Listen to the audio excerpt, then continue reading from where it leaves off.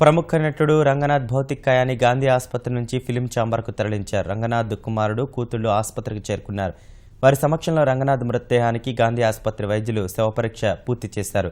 సినీ ప్రముఖుల అభిమానులు చూసేందుకు వీలుగా మధ్యాహ్నం 2 గంటల వరకు ఫిలిం ఛాంబర్లో రంగనాథ్ భౌతిక కాయం ఉంచుతారు. సాయంత్రం బన్సీలాల్పేట శ్మశాన వాటికలో అంత్యక్రియలు జరుపుతున్నట్టు ఆయన కుమారుడు నాగేంద్ర వెల్లడించారు. ఆయన కర్తవ్యం చేశారు, బట్ ఆయన ఆత్మహత్య అనేది it's not acceptable. I don't like it. ఆయనే చెప్పారు, it's not a good thing to do and I don't want this to be an inspiration for any coward. పిరికివాడికి భయపడేవాడికి ఇది ఒక ఇన్స్పిరేషన్గా ఉండకూడదు. ఆయన ఆత్మహత్య చేసుకున్నారు కాబట్టి నేను చేసుకోను. So that social responsibility I feel he has missed it out. What might be the situation, I think he should have just let it go. సంఘంలో మర్యాదగా బతకాలన్నారు. వీలైతే ఒకరికైనా హెల్ప్ చేయాలి, లేకపోతే చెడు చేయకుండా బతకాలని నేర్పించారు. సో మా వల్ల వీలైంది మా పిల్లలకి రేపు మేము నేర్పిస్తాం.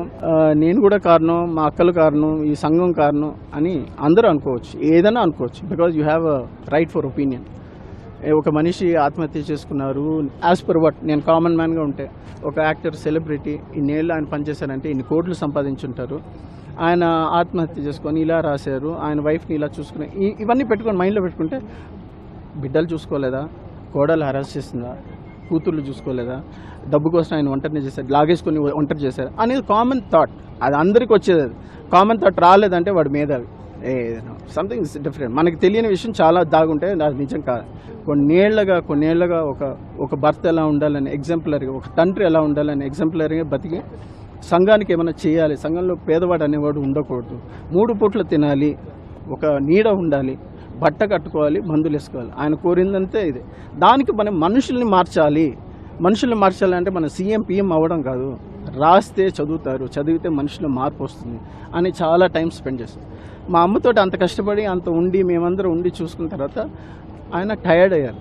సో కాబట్టి ఆయన కొంచెం ప్రైవసీ కావాలంటే నేను ఇంకా రెస్ట్ తీసుకుంటాను, రిటైర్ అయిపోయాను ఇందాక చెప్పినట్టు. లేదు నేను పని 2 గంటల సేపు చేసి నేను ఒక సిగరెట్ కలుస్తాను, ఒక టీ తాగుతాను, లేకపోతే ఏమైనా పుస్తకం చదువుతాను, ఏమైనా ఒక పాట వింటాను, రిలాక్స్ ఎలా అవుతారో అందుకని ఆ ప్రైవసీ అనేది ఆయనకి ఇచ్చాం. లేకపోతే ఎవరు వదలం. మనం వెళ్ళి 5 స్టార్ హోటల్లో తింటేనే సంతోషం కాదు, పెద్ద పెద్ద సెలబ్రిటీస్ తోటి ఉండి బతికి బయటకు వచ్చి టీవీలో వస్తేనే గొప్ప కాదు. మనం ఏ వృత్తి, ఒక రిక్షావాడిగా బతికినా ఆ రిక్షా బతకడంలోనే నేను ఇంత డబ్బు నేను ఇంటికి ఇచ్చి సరిగ్గా బతికి ₹1 ఎవరికైనా ఇస్తే గ్రేట్ అని నేర్పించిన మనిషి. పనమ్మాయి అంటే ఆవిడ ఇప్పుడు వచ్చి మా నాన్నకి సెపరేట్గా ఏదో హెల్ప్ చేస్తున్న మనిషి కాదు. మాకు కొన్నేళ్లుగా మా మదర్ ఒంట్లో బాగాలేనప్పుడు ఆవిడ అంత దగ్గరుండి మా అమ్మకి చిరాకు పడకుండా, విసుక్కోకుండా, కంటికి నిద్ర లేకుండా సేవ చేసిన మనిషి.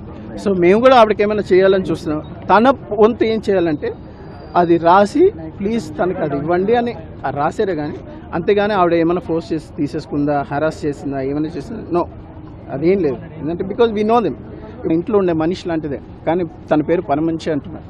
She a part of a family.